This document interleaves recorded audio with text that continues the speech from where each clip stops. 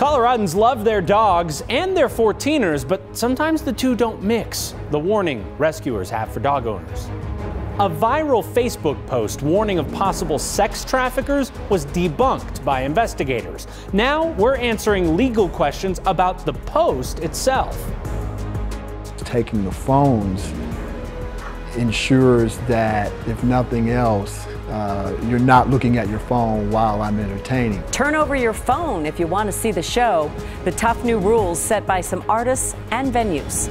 Casual Friday in Boulder means grabbing a tube and riding to work.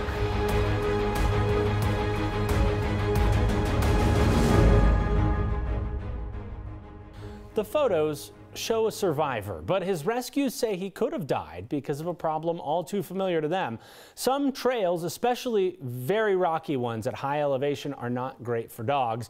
That doesn't stop owners from taking them on long hikes anyway, and sometimes it can put a strain on rescue crews if they need help. 9 News reporter Eddie Randall talked to rescuers in Summit County about all this. And Eddie, it's not the first time they've been called out to rescue an animal up there. Brandon, it doesn't happen a lot, but they do get these calls from time to time. In this case, it took rescuers about 2 hours to get to the dog and the owner on Boulder Creek on Sunday after the man realized his pet just couldn't go any farther. Rescuers say with more information, dog owners can make better decisions. On occasion, we do have calls for individuals who have decided to take their dog up on a trail that is probably not real suitable for animals. Summit County Rescue Group Mission Coordinator Charles Pittman says some trails start smooth, but get a lot harder with distance. Once you get above timberline, the rocks not only turn into boulder fields, but often the rocks are very, very sharp. So sharp, it can be harmful to those who use their paws to hike. People have to keep in mind that an animal walking several hours in those conditions can have a deleterious effect on their paws after a while, and that's what happened on the Quandary mission. On Sunday, after hiking near the top of Boulder Creek, one of the state's 14ers, a man's dog was unable to move with cuts on his paws. The man yelled for help, and others on the trail helped carry the dog part of the way until rescuers found them. The Sheriff's Office and Animal Control were kind enough to provide a special litter that we put in somebody's hands and took up there, and were able to bring the dog out on the litter. He says this could have been prevented with a little education. I believe that what a good owner should do is take a look at something like Google Earth and get on 14ers.com and talk to people who have been on that hike and find out just what the trail's like. Haruko Smith lives near Buffalo Mountain Trail. She says her dog is a little small for long hikes, but she sees others braving the trails. The people like to think that their dogs are strong enough to go up and do adventurous things with them. Pittman says the dog will live, but the experience can be traumatic for both the owner and the dog. The owners have to keep in mind that dogs are extremely loyal. They're not going to question your judgment on where you're going to ask them to go and what you're going to ask them to do.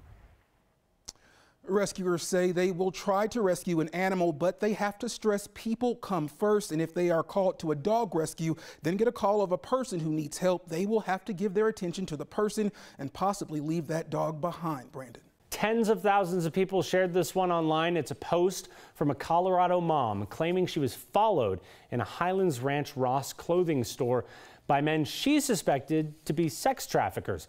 Now the Douglas County Sheriff's Office says her concerns are unfounded. Several people wrote us today asking us to look into this one. 9 News reporter Anusha Roy is here to verify. Well, Brandon, that post was rapidly shared online. It was asking parents to keep an eye out. Well, it turns out a lot of that fear is not backed up by facts, and that's according to investigators with the Douglas County Sheriff's Office and Ross employees. It's a post meant as a warning. A mom claiming 3 men followed her inside and outside a Ross and Highlands Ranch. She felt so uncomfortable. She wrote a text to show a cashier something wasn't right and called 911. She saw women and kids' clothes in the men's cart and said, "I'm not too shy to say this is sex trafficking behavior at its best." This post has now been shared around 50,000 times since Saturday. But a Ross employee working that day says the whole thing was blown out of proportion. She confirmed the mom was escorted out because she was uncomfortable, but said the men were there to shop and didn't see anything inappropriate. The Douglas County Sheriff's Office addressed some of the mom's comments from the post, confirming the men are from Egypt here on business, but investigators do not believe they're involved in sex trafficking or that they did anything wrong. Tonight, that Facebook post appears to be deleted. This is also the second time Douglas County Sheriff's Office has had to debunk a similar concern, again shared online. Earlier this year, a mom claimed a man was trying to kidnap her kid outside the Highlands Ranch Library. Sheriff's Office saying that wasn't the case at all. He moved her stroller to get to his car. Brandon, the FBI says human traffickers are targeting high-risk victims like runaways or kids who come from difficult situations, not public kidnappings like what's been suggested in these posts. Yeah, Anusha doesn't fit the profile. Well, it's interesting to see. It was a well-intentioned post, but it also seems like now that some more facts have come out from law enforcement, that person has decided to not let it spread. Yeah, and it spread so rapidly. I mean, within 48 hours, reaching more than 50,000 people. But it was also, she tried to limit some of the comments as well because the conversations were going in a bunch of different directions. Yeah, absolutely. Anusha Roy, thanks so much. Fans who plan to see comedian Dave Chappelle in Denver this weekend can expect to laugh and remember the evening. They won't be texting during the show. No cell phones are allowed. The idea of banning phones is an idea other venues have picked up on as well. 9 News reporter Eddie Randall joins us. And Eddie, you talked to a club that bans them for all shows. Yeah, Kim, I talked to Comedy Works, which has 2 locations here in Denver. They go to great lengths to make sure you aren't recording or texting during the show. A comedian tells me it all comes down to manners for the person on stage. When I'm on stage and I'm looking out, I can see maybe not every face, but I can see the body of the audience. Sam Adams has been a longtime sports writer and served as a 9 News commentator, but you may also know him as a comedian who just wants to tell jokes and get laughs. When I see your head down and you're looking at your phone, that's disrespectful to me as an entertainer. He's been on stage delivering setups and punchlines for about 2 decades and says the Comedy Works ban on using cell phones is about more than manners. If you're coming to a show tomorrow and somebody that you know is taping my show tonight and then they're posting it on Facebook, wherever, and then you see, you know, some of the jokes, you're gonna know what's gonna hit you before the punchline comes. Comedy Works decided to make the rule when Dave Chappelle performed here last year. Adam says he's setting new standards. Dave, me, okay? I got that. But as a lot of comics will tell you, we're all family, we're all in the same thing. Comedy Works doesn't exactly take your phone away.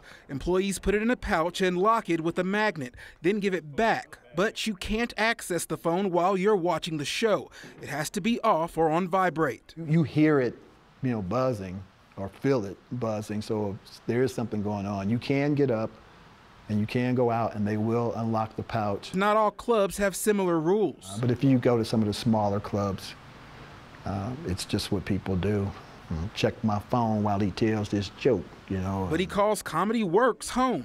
There's no texting and driving, or there's no texting and laughing. The Comedy Works owner says once people realize how this all works, crowds become more attentive, and the process of locking up your phone is pretty quick. Chappelle will perform at the Belco Theater and at Red Rocks, which are much larger venues that will also lock up your phones in a pouch. Now, Kim, this is a policy that Chappelle has been dealing with for a long time. All right, wants people present in the moment, eye to eye. All right, thank you, Eddie. Commuting stinks unless it's tube to work day, and then it's suddenly awesome. Every year, tubers get up nice and early. They jump in Boulder Creek, some in costume, some wearing, you know, business clothes, and they ride the river down to work. And it seems like every year somebody's got to try to up the game, like this guy who rode down the creek on a unicorn. Might have been the winner of Tube to Work Day this year. I've seen his picture on a lot of coverage. This was the 9th year of the event. I am sure somebody is scheming to one-up the unicorn as we speak. I've just got that feeling. Bill Murray is a cult icon, and he's got this thing about popping up everywhere, crashing weddings, slipping into random people's parties.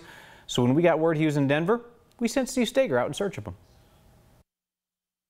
It's a real Cinderella story. This reporter, basically unknown, coming out of nowhere, Looking for Bill Murray? Enough of that. To find him, I had to do what I do best. Pester people on downtown Denver streets. But when you find him, can you please text me? Where could Billy be? I asked. If you're looking for the Bill Murray, she's about 2 blocks that way.